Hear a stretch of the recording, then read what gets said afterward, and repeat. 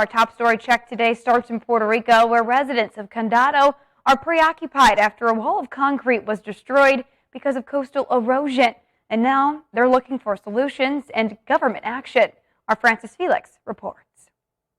Residents of Ocean Park and environmental organizations denounced the effects of coastal erosion, which destroyed a concrete wall of a property on Italia Street at Condado. Neighbors expressed the importance in finding a solution that allowed the protection of properties and reduced the erosion on the beach. Coastal erosion has been impacting the Ocean Park area in San Juan for decades.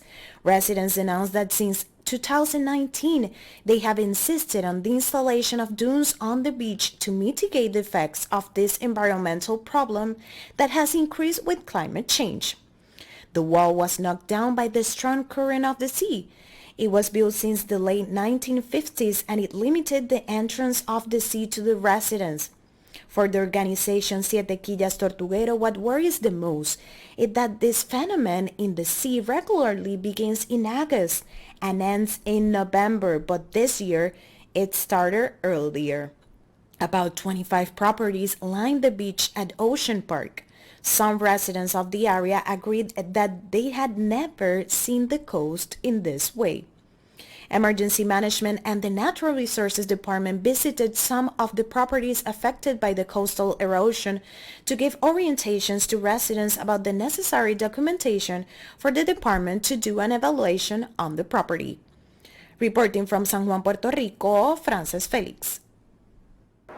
All right, thanks so much, Francis. We'll now do an update to a story One Caribbean News brought you earlier this week regarding the migrant vessel that capsized in the Bahamas heading for Miami, Florida. We are now learning more on the arrests of some of the occupants on that vessel. Our Deandra Hamilton reports. When the press conference was held on Sunday afternoon, there were 17 confirmed dead, mainly women. A girl toddler around 4 or 5 years old and one man was among the deceased, all irregular migrants from Haiti. So far, evidence bears out that they were no match for the rough seas and pitch-black conditions when the smugglers' 30-foot boat capsized, trapping many in the hood of the vessel. Royal Bahamas Defense Force. They responded to reports of a boating incident 7 miles off New Providence just after 1 a.m. on Sunday, July 24th. New Police Commissioner Clayton Fernander said while they were working with the hospital's authority and immigration officials to confirm identities, they had 2 alleged smugglers already arrested, both Bahamian men. So they are known to us, and we are looking at a view. Not only the smuggling, but you are looking at manslaughter. You are looking at an unsafe vessel. So we are going deep into this with respect to charges as we move with our investigation. The boat launched from the West Bay Street area of Nassau, and the migrants were trying to get to Miami, Florida. Those persons have indicated that they would have paid somewhere between $3,000 and $8,000 for this fateful voyage. The Prime Minister, who is among CARICOM leaders now charged with helping on the ground in embattled Haiti, said these attempts are never a good idea. We take this opportunity to strongly condemn the organization of smuggling operations which risk human life. U.S. Coast Guard was also a part of the search and recovery. It is believed anywhere from 8 to 15 others were drowned. 25 of those rescued are being held at the detention center.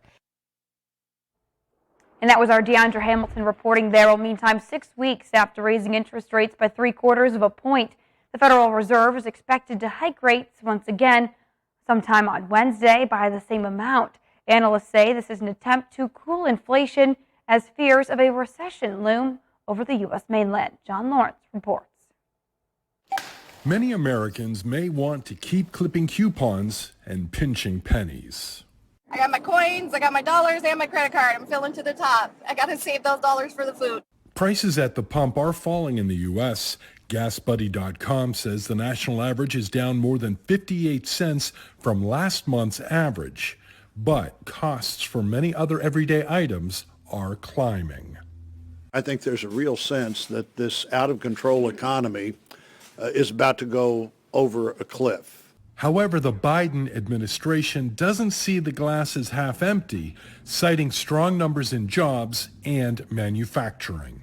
We're seeing industrial output sustain and in positive territory 5 of the last 6 months. And so the totality of the economic data is consistent with that type of transition and is not consistent with a recession. But the International Monetary Fund has lowered its global economic forecast through 2023, in part because of predicted slowdowns in the U.S. We see the path as narrowing, not necessarily one where a recession becomes part of the baseline, but the realization of risks could certainly take us there. I'm John Lawrence reporting. Now, a recession is commonly defined as having 2 back-to-back negative quarters of gross domestic product, but there's no definition in the U.S. The National Bureau of Economic Research says a recession, quote, involves a significant decline in economic activity that is spread across the economy and lasts more than a few months.